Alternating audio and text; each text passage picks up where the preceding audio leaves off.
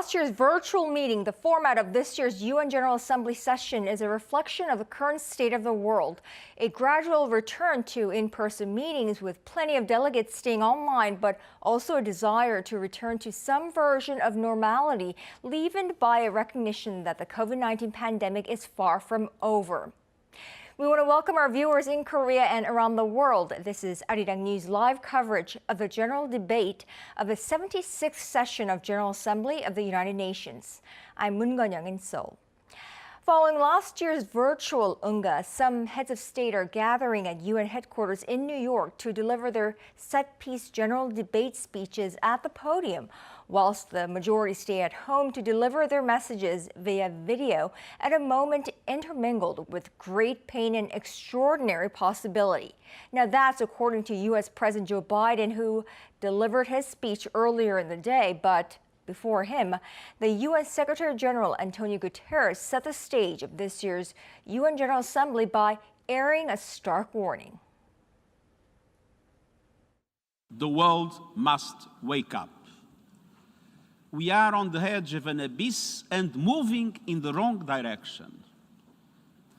We are weeks away from the UN Climate Conference in Glasgow, but seemingly light years away from reaching our targets.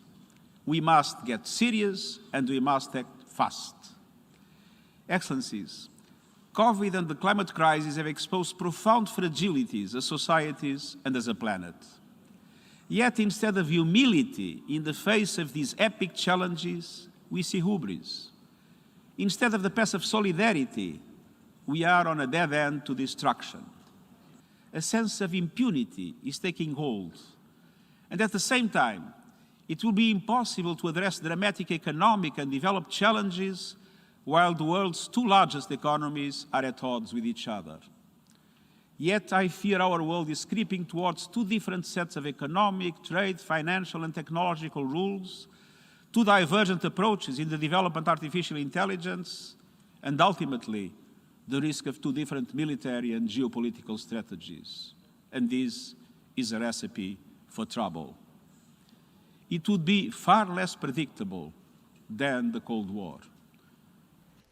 And the leader of one of the world's two largest economies, U.S. President Joe Biden, followed that up by kicking off a week of global engagements amid tensions with key allies.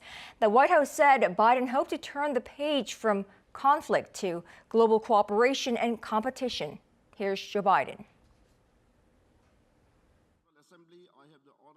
We've ended 20 years of conflict in Afghanistan. And as we close this period of relentless war, we're opening a new era of relentless diplomacy, of using the power of our development aid to invest in new ways of lifting people up around the world. And as the United States turns our focus to the priorities and the regions of the world, like the Indo-Pacific, that are most consequential today and tomorrow, we'll do so with our allies and partners through cooperation at multilateral institutions like the United Nations to amplify our collective strength and speed our progress toward dealing with these global challenges. Make no mistake, the United States will continue to defend ourselves, our allies, and our interests against attack, including terrorist threats, as we prepare to use force if any is necessary. But to defend our vital U.S. national interest, including against ongoing and imminent threats. But the mission must be clear and achievable, undertaken with informed consent of the American people, and whenever possible, in partnership with our allies.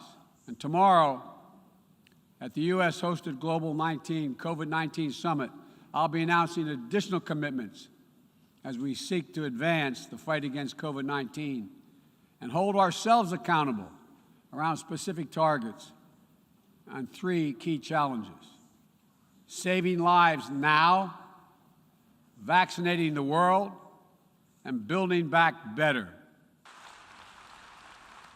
Well, however, right before him taking the UNGA podium as the very first speaker, a tradition that began in the mid-1950s, Brazilian President Jair Bolsonaro created a defiantly awkward opener for an event focusing largely on the global response to the COVID-19 pandemic by coming to the Assembly Hall unvaccinated against the virus. But what so far received the most attention is, of course, a speech at the UN General Assembly meeting by the K-pop superstar boy band BTS and the septet dancing through the assembly hall to their latest hit, Permission to Dance, a plug for vaccines, young people, and the Earth's well-being from superstar K-pop band BTS. And today, on the first day of the annual debate, President of the Republic of Korea, Moon Jae-in, will also take the UN General Assembly podium for the fifth and final time as president. He's due in moments from now following President Sebastián Piñera of Chile, who's in a video recording at the moment. And we will bring President Moon's speech when he appears in about 10 minutes or so. And to discuss what we could expect from the South Korean president this time around, I have Arirang News Foreign Affairs correspondent Yoon Jung-min in the studio with me. Jung-min, a very early good morning to you. Early good morning to you too, Kanyang. So President Moon's address in just minutes from now will make him the first South Korean president to have attended and addressed the UN General Assembly all 5 times during his term.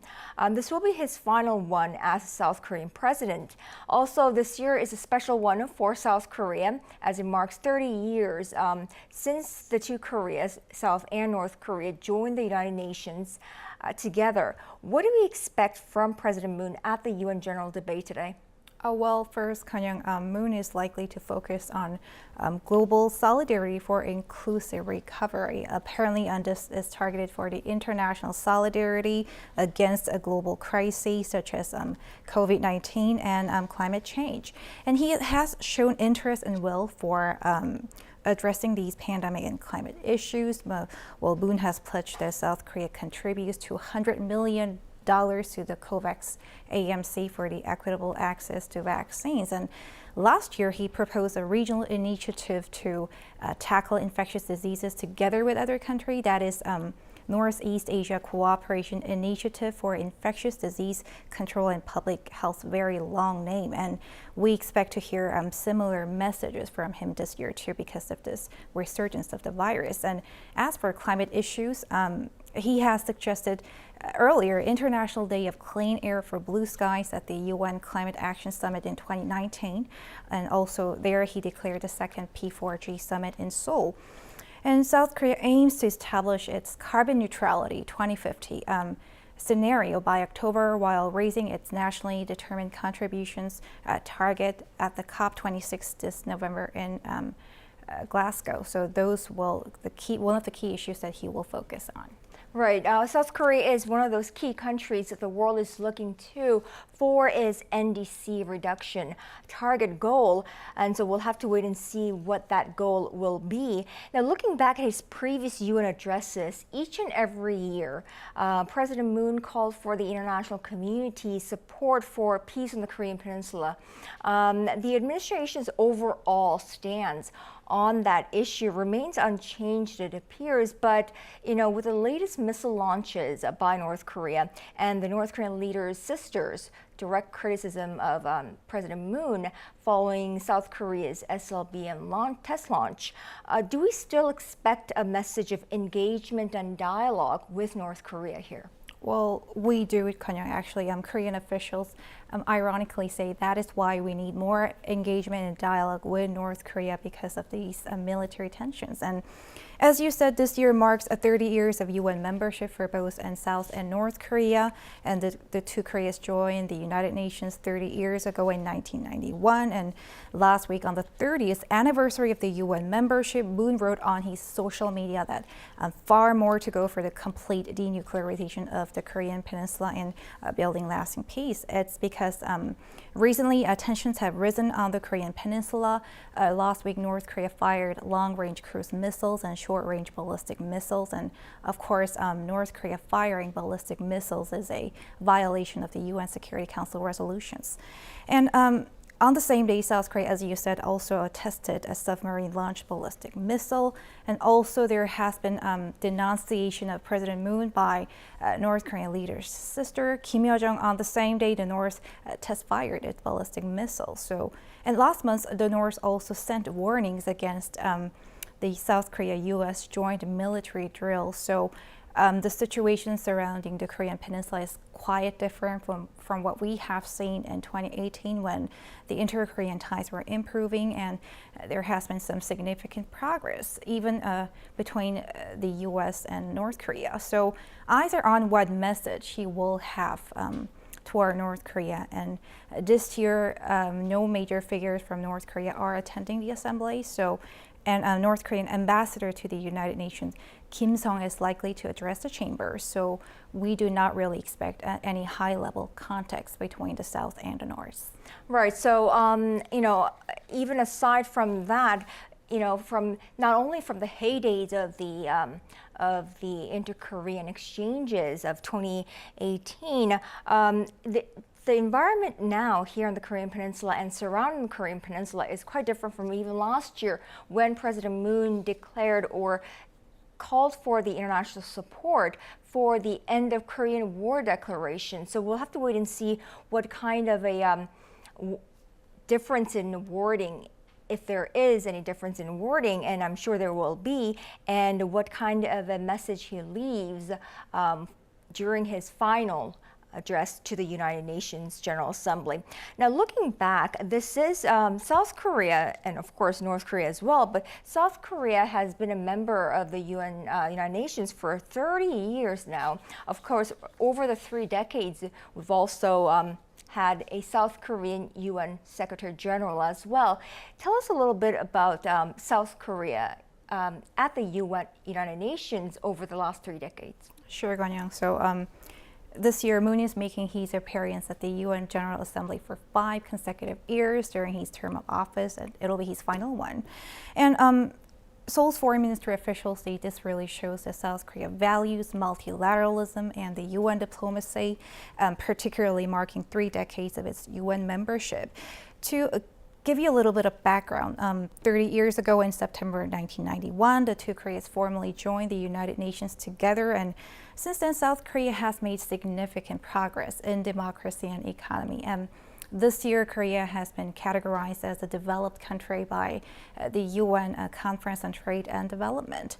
And on the global stage, a number of South Koreans have made contributions to the United Nations, taking the chairs of the UN General Assembly, Human Rights Council, and the Economic and Social Council, among others. And as you said, South Korean diplomat Pan Ki-moon has also served as the 8th UN Secretary General. That is from 2007 until 2016. And South Korea also has twice served as UN Security Council as a non-permanent member, first from 1996 to 97, and again from 2013 to 2014. And it is also making another bid for a non-permanent member state for the 2024 to 2025 term, and South Korea will be hosting a UN peacekeeping operation ministerial meeting in December in Seoul this year.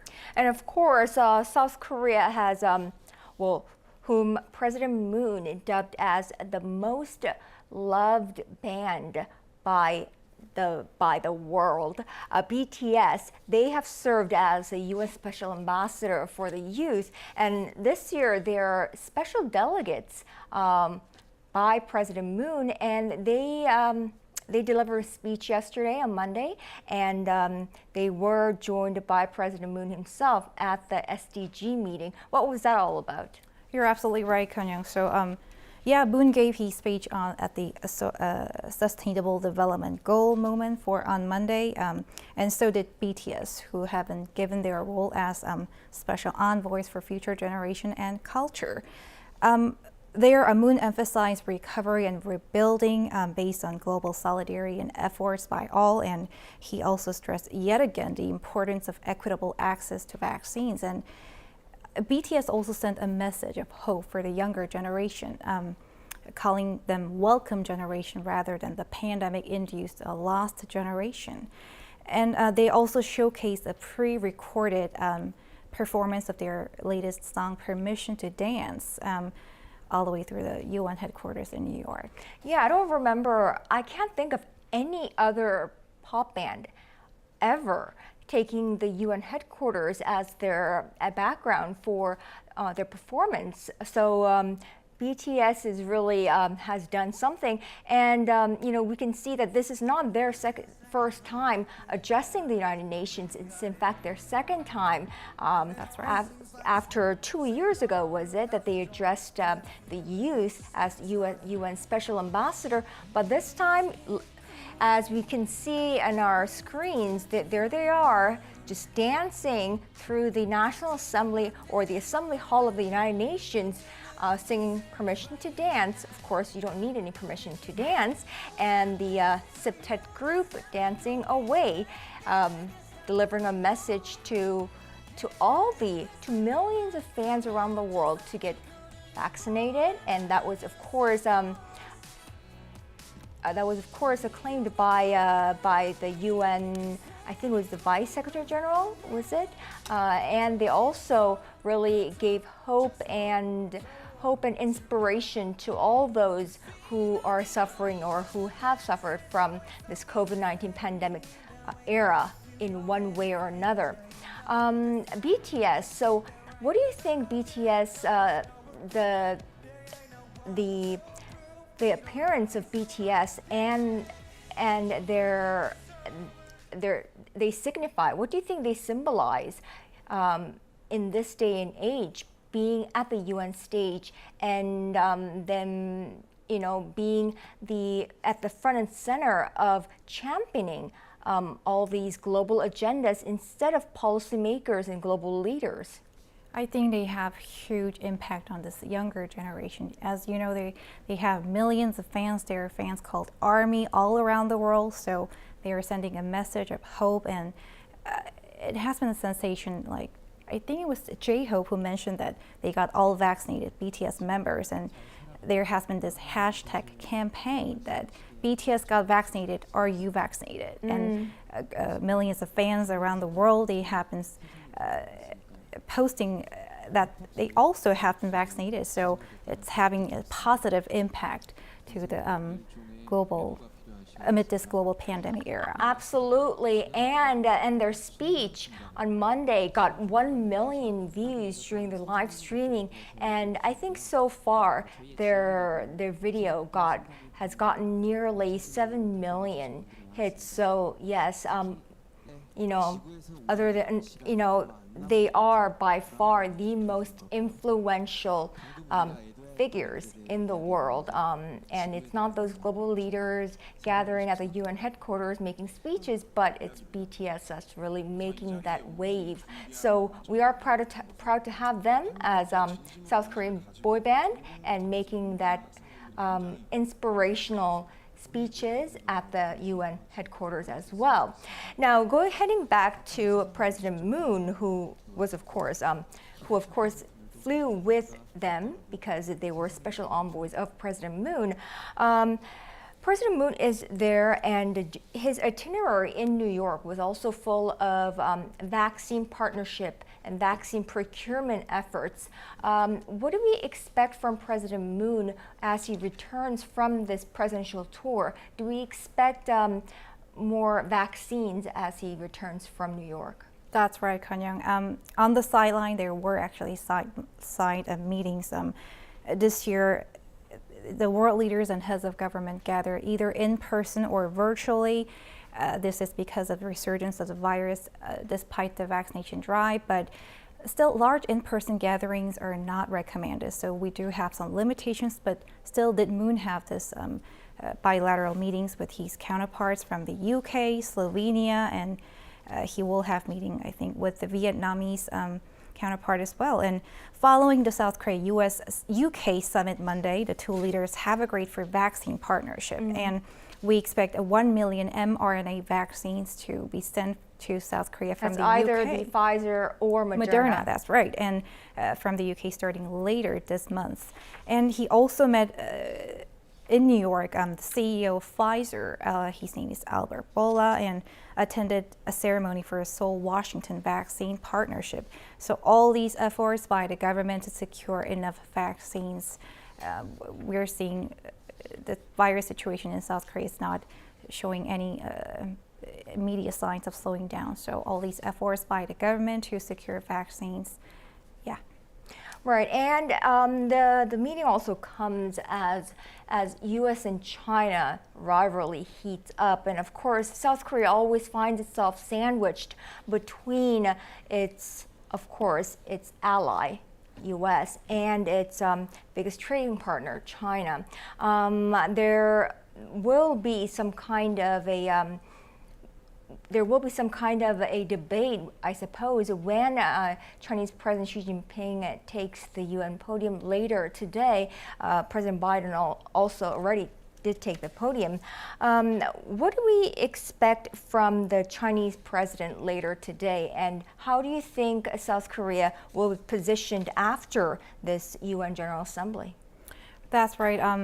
So as you said, Chinese President Xi Jinping is virtually attending this year's UN General Assembly, and he said he has very important things to mention, and so we expect some intensifying U.S.-China rivalry even at the UN General Assembly as well. Right, we will pick that up where we were right after President Moon's speech. It looks like the South Korean president will soon take the podium to address the UN community for the fifth and final time. So we'll turn it over to the Assembly Hall of the UN headquarters in New York.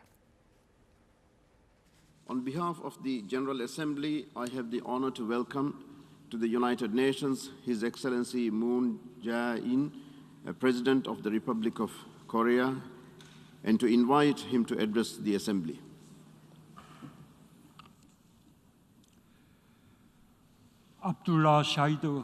Mr. President Abdullah Shahid, Mr. Secretary General Antonio Guterres, and distinguished delegates. Standing before you again in 2 years at the UN General Assembly, I am keenly reminded of the precious normal daily lives that had been lost. Guided by the leadership of President Shahid, who assumed presidency of the 76th session of the UN General Assembly, I sincerely hope the international community will gather its wisdom and work in collaboration to tackle global crises. For the past 5 years, Secretary General Guterres has worked tirelessly to revitalize and reform the UN, and I offer my sincere congratulations and respect to you for your re-election victory. I'm most certain that you will make greater strides in the key agenda dearest to your heart, such as peacekeeping operations, climate response, and SDGs. I hope that the General Assembly session this year will impart to the people of the world a message of hope that we will emerge victorious from the pandemic and climate crises and attain sustainable development. Mr. President, Mr. Secretary General, and distinguished delegates, humans by nature build and live together in communities. Resorting to collective intellect and mutual aid available in those communities, humanity has prevailed over a myriad of infectious diseases and lived in coexistence. The COVID-19 pandemic will also be surmounted by the love and humanity and solidarity, and at its heart, the UN shall stand. In our fight against COVID-19, borders have crossed to share genomic information. Vaccines were successfully launched through close cooperation and collaboration, and therapeutics are also being developed at a very rapid pace. A triumph over COVID-19 demands us to break down barriers. The horizons of our lives and thoughts have extended from villages to countries and from countries to the entire planet. This, I reckon, is becoming of an era of global community.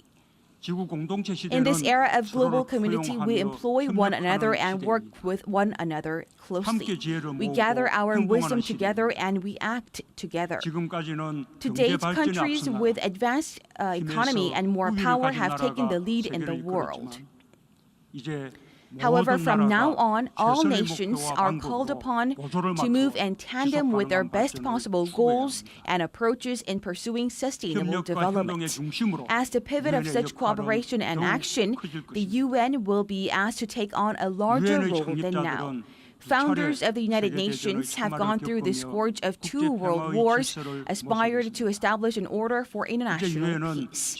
Now the UN is requested to recommend a new set of rules and goals as it ushers in this era of global community. To facilitate mutually beneficial cooperation within the framework of a multilateral order, the UN must become an institution that builds trust among nations, and also an institution that brings together the commitment and capabilities of the community of nations to galvanize action. The Republic of Korea will also take an active part in the International Order of Solidarity and Cooperation to be led by the UN. Korea, a newly independent state after World War II, was able to build a democracy and a strong economy with the support of the United Nations and the entire international community. Now, a responsible member of the international community, Korea is determined to take up its efforts to help countries prosper together and embrace one another. Korea will take the lead in pursuing and putting forward a vision for partnership and coexistence that can be shared by both developed and developing countries. And a task most urgent for the global community is delivering an inclusive recovery from the COVID-19 crisis. Low-income families, the elderly, and other vulnerable groups were left most widely exposed to the threat of COVID-19. Socioeconomic problems built up over the years were brought to the fore by the pandemic. Poverty and hunger have deepened, and from income, jobs to education, gaps widened across gender, class, as well as countries. The UN has already been calling for reducing such inequalities already for years by putting forth the Sustainable Development Goals for 2030. Now it is incumbent upon all members of the UN to work with greater vigor to realize and materialize the SDGs. Korea will also stand together to help all people in every country live without the fear of COVID-19. We will deliver on our $200 million pledge to COVAX facility. As one of the global vaccine production hubs, we will also strive for an equitable and expeditious supply of COVID-19 vaccines globally. Korea will also stand at the vanguard of the endeavors to achieve the SDGs. In a bid to defeat the pandemic and make a new leap forward, we are pursuing forward the Korean New Deal policy. Notably, we are enforcing employment and social safety nets and expanding investment in people under the Human New Deal to revitalize and realize an inclusive recovery that puts people first. Our policy experience from the Korean New Deal will be shared with the rest of the world. To help developing countries advance closer towards SDGs together, South Korea also will plan to scale up its ODA, particularly in green and digital and healthcare, the areas that have seen a surge in demand during the COVID-19 pandemic. Another pressing task for the global community to undertake is responding to the climate change. Even as we speak, our planet is getting hotter faster than anticipated. The community of nations must join forces in closer concert with one another to push forward carbon neutrality. Last year, Korea committed itself to carbon neutrality by 2050 and legislated its vision and implementation framework by enacting the Framework Act on Carbon Neutrality. And by next month, we will finalize our 2050 carbon neutrality scenario and unveil our enhanced 2030 NDC at COP26 in November.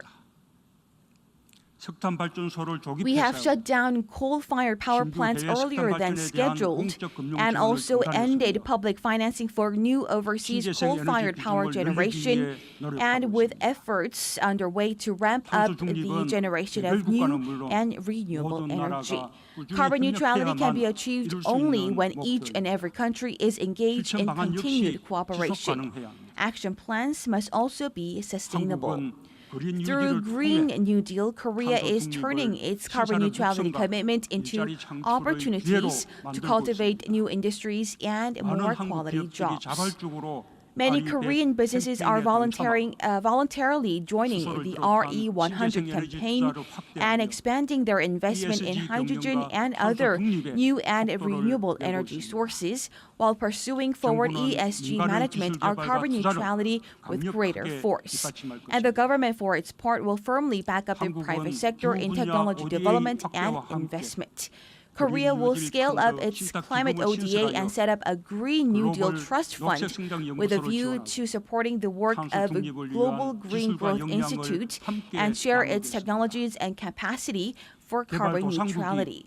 We will stand ready to help developing countries build their capacity to tackle the climate crisis. Moreover, building on our experience as the host of the P4G Seoul Summit and galvanizing the global commitment into climate action, Korea also seeks to host COP28 in 2023.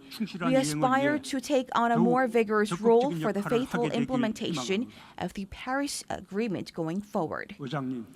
Mr. President, Mr. Secretary General, and distinguished delegates, the most ardent dream of the global community is creating a life that is peaceful and secure. The birth of the United Nations has transformed the paradigm of international relations based on competition and conflict into one of coexistence and shared prosperity. The UN has endeavored to replace the incomplete peace maintained by the balance of power with a sustainable peace grounded in cooperation, thereby promoting freedom and for entire humanity. To ensure a complete, lasting peace that begins taking firm roots on the Korean Peninsula, Korea remains fully committed to doing its part. Envisioning a denuclearized, co-prosperous Korean Peninsula, the government of the Republic of Korea has steadily carried forward the Korean Peninsula peace process, and amid the support of the international community, achieved historic milestones, namely the Panmunjom Declaration, Pyongyang Joint Declaration of September 2018, and military agreement resulting from the Inter-Korean Summit, as well as the Singapore Declaration from the North Korea-US Summit. Peace on the Korean Peninsula begins always with dialogue and cooperation. I call for the speedy resumption of dialogue between the two Koreas and also between the U.S. and North Korea. I sincerely hope to see that the Korean Peninsula will prove the power of dialogue and cooperation in fostering a lasting peace. 2 years ago in this very place, I declared zero tolerance for war, mutual security guarantee, and co-prosperity as the three principles in resolving issues related to the Korean Peninsula. And last year, I proposed a declaration to ending the war on the Korean Peninsula. More than anything else, the end of war declaration will mark a pivotal point of departure in creating a new order of reconciliation and cooperation on the peninsula. Today, I once again urge the community of nations to mobilize its strength for the end of war declaration on the Korean Peninsula and propose the three parties of the two Koreas and the U.S., or four parties of the two Koreas, the U.S. and China come together and declare that the war on the Korean Peninsula is finally over. When the parties involved in the Korean War stand together and proclaim an end to the war, I believe we can make irreversible progress in denuclearization and usher in an era of complete peace. In fact, this year marks a meaningful 30th anniversary of the simultaneous admission of South and North Korea into the UN. With the joint accession to the UN, the two Koreas both recognized that they are two separate nations, different in systems and ideologies. However, such was never meant to perpetuate the division. For when we acknowledged and respected each other, only then could we set out on a path to exchange, reconciliation, and unification. When the two Koreas and the surrounding nations work together, peace will be firmly established on the Korean Peninsula and prosperity fostered across entire Northeast Asia. That will go down as a Korean Peninsula model in which peace is attained through mutual cooperation. North Korea, for its part, must also embrace for changes that befit the era of global community. I expect that the international community, together with Korea, remain always ready and willing to reach out to North Korea in a cooperative spirit. Heeding the yearnings of the separated families, already advanced in age, we must lose no time in pressing ahead with their reunions. When South and North Koreas are engaged together in regional platforms, such as the Northeast Asia Cooperation for Health Security, a more effective response to infectious diseases and natural disasters will become feasible. As a community bound by common destiny on the Korean Peninsula, and as the members of the global community, the South and North, I sincerely hope, will come together to join forces. Towards building a Korean peninsula that promotes shared prosperity and cooperation, I myself will make ceaseless efforts until my very last day in office. The recent situation in Afghanistan serves as a stark reminder of the crucial role that the UN plays in advancing peace and human rights. Coming December this year, the UN Peacekeeping Ministerial will be hosted in South Korea. To ensure safer and more effective operation of UN peacekeeping missions, Korea will make use of this opportunity to encourage closer cooperation in the international community. For the UN's initiatives in conflict prevention and peace building, Korea too will increase its fair share of contribution.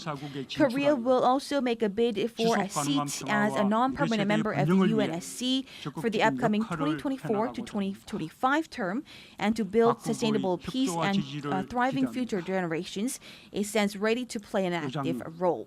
I look forward to your cooperation and support. Mr. President, Mr. Secretary General, and distinguished delegates, humanity, even in the darkest hours of adversity, has never lost hope for the future. Trusting one another, working side by side, we have changed that very hope into reality. Even in the face of the COVID-19 pandemic, we are yet again sowing the seeds of hope. To build back better, we are gathering our greatest strength. If humanity is united as one and never lose sight of today, we will surely be able to build a better tomorrow. As humanity embarks on a new journey for ushering in the era of global community, I count on the United Nations to lead the way with a spirit of solidarity and cooperation. Thank you very much.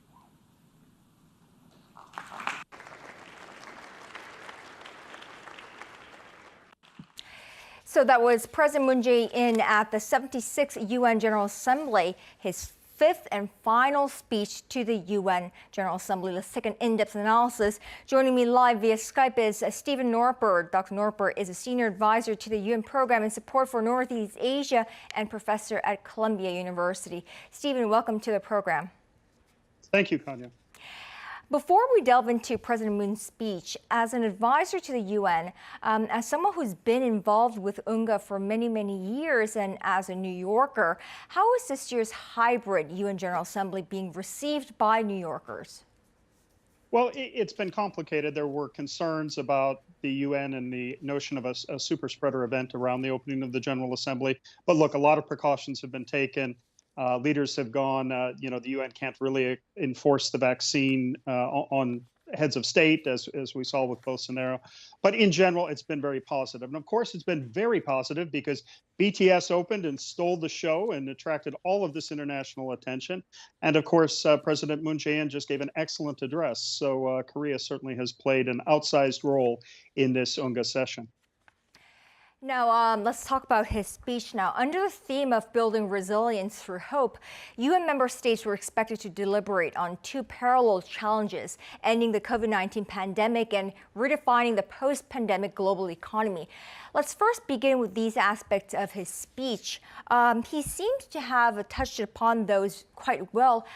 In your view, how did President Moon do on this?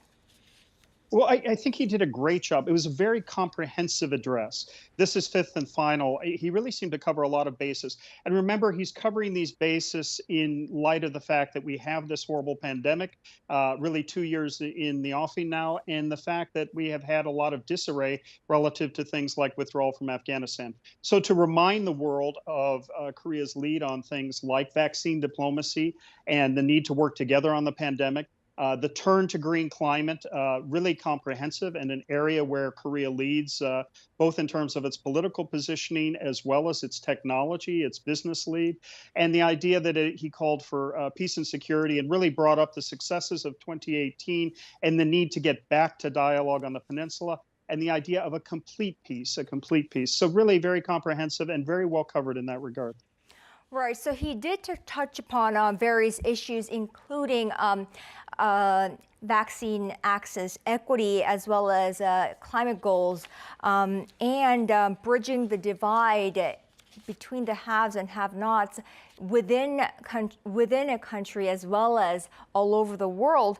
But I want to focus on his message on North Korea. I don't know whether I expected this, but despite the rising tensions on and surrounding the Korean Peninsula as of late, President Moon did go ahead for, I think, the third straight year of making mention of the end of war declaration. In fact, this year, he urged the community of nations to mobilize its strengths for the end of war declaration on the Korean Peninsula and proposed specifically the three parties of the two Koreas and the U.S., or the four parties, so the two Koreas, U.S., and China, to come together and declare that the war on the Korean Peninsula is over. Now, did we expect that? Well, not exactly. You know, in a sense, a leader could have come out and dismissed what happened last week relative to North Korea's both ballistic missile launches as well as cruise missile launches, and been rather strong or ardent in that tone. And we've seen that certainly with the prior U.S. president.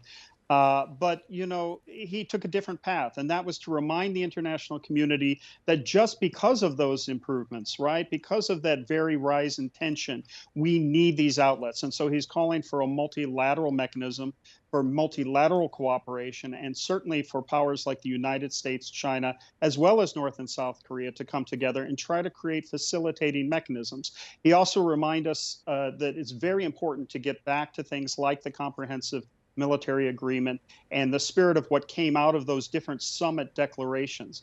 And that's a very important lasting stay. And as he looks at his legacy, a very apt reminder on the floor of the United Nations General Assembly.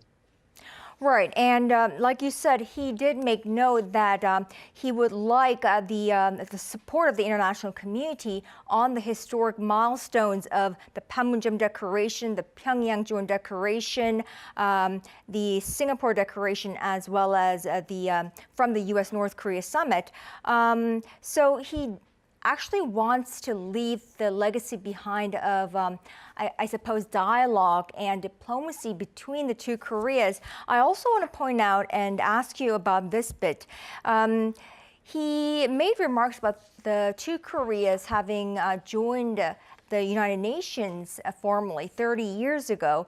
And he said that with a joint accession to the UN, the two Koreas both recognized that they were two separate nations, different in systems and ideologies. Now, by law, South Korea does not recognize North Korea as a separate nation or a country. So do you think this is a contradiction here? Not necessarily. Look, it's a political positioning that opens room for dialogue, and it's actually very consistent with a range of South Korean administrations since the shift to democracy, since the launch of the Nordpolitik in the late 80s and early 90s, and since the continued call through both conservative and progressive presidents for there to be an integration scheme. We're in the unification tunnel, as it were. And so it makes perfect sense. We've seen, you know, common referral to the DPRK now as opposed to North Korea from both the United States and from South Korea.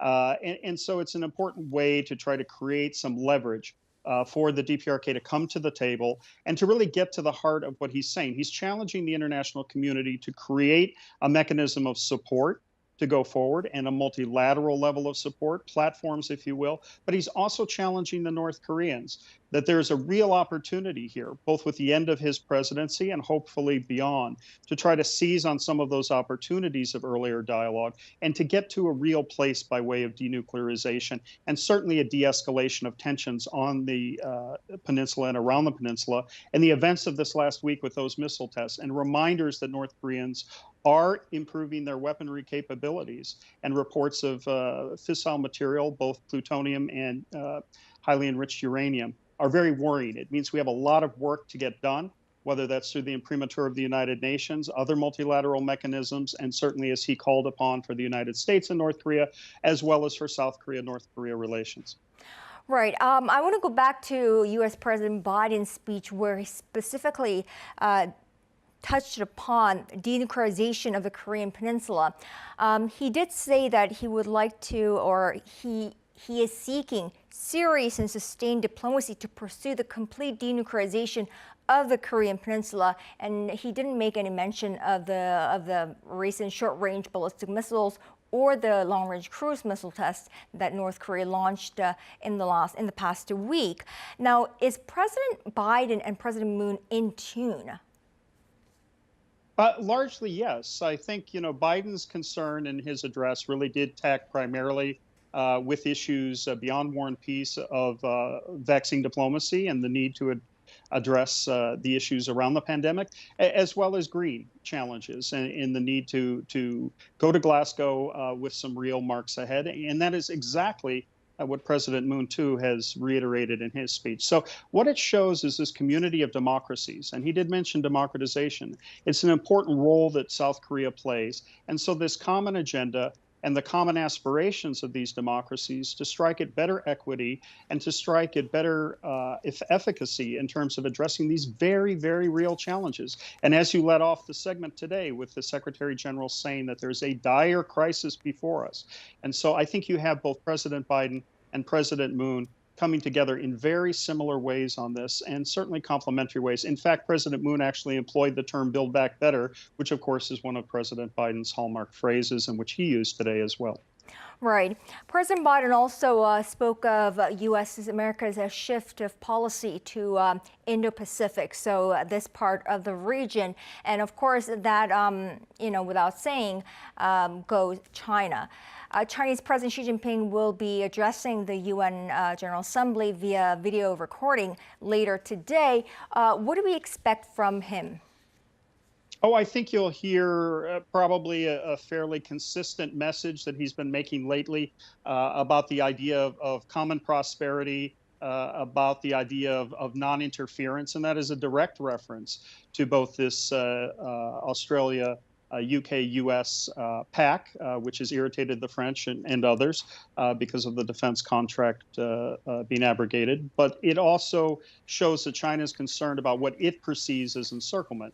And really what you have now is a much more pronounced level of activity where you have countries taking stand against Chinese aggression, as it were, and certainly expressing concerns about issues like Hong Kong, Taiwan, and the human rights violations in Xinjiang.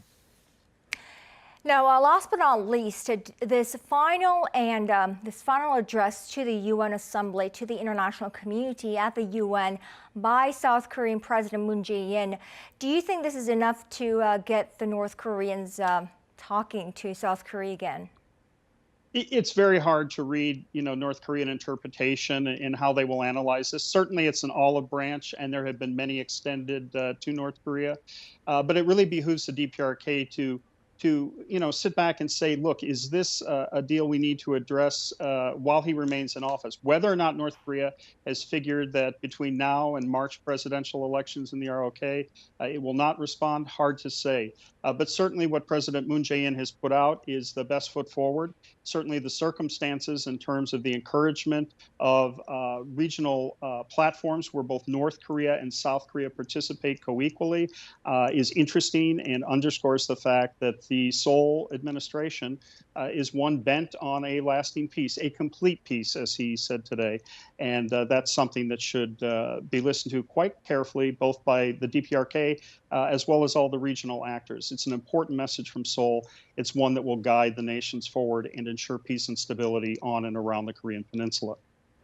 All right, Stephen Norper, a longtime Korean Peninsula expert and senior advisor to the UN for Northeast Asia. Many thanks, as always, for your insights. We appreciate it. Thank you, Kanya. Now, Chung-min, I want to come back to you. Were there any surprises from President Moon's final speech to the UN? I mean, you've been speaking to many South Korean foreign affairs officials. To me, like I was speaking to Stephen Norper, he's very specific calling to the international community for the Korean War, end of Korean War declaration, and even specifying which parties was a surprise for me. What have you been hearing from foreign affairs officials?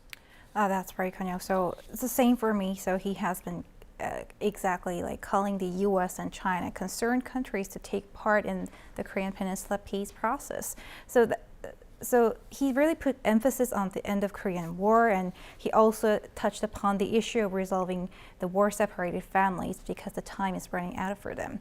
And it was really noticeable that he said he will make ceaseless efforts until the very last of his day in the office. So it really shows his strong will, and Seoul's foreign ministry officials have been also saying that this administration has really strong will to address the issue of the Korean Peninsula issue. So that has been noteworthy, I think.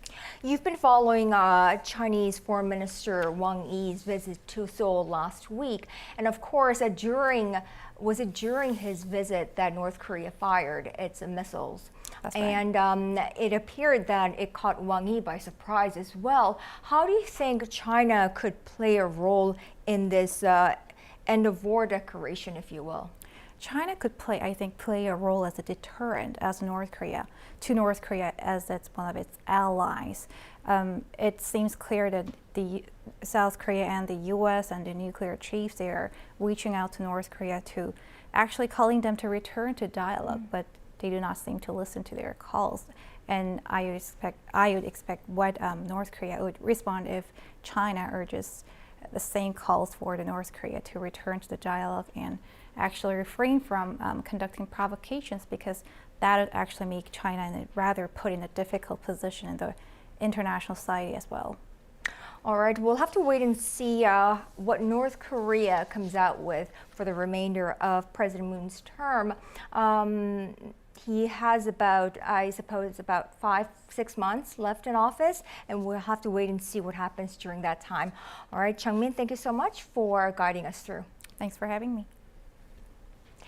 And that wraps up Arirang's special live coverage of the 76th United Nations General Assembly and South Korean President Moon Jae-in's fifth and final address to the UN General Debate as President. I'm Moon Geon-young. Thank you for staying with us all throughout. Wherever you are in the world, stay strong and stay safe. We'll get through this. Take care.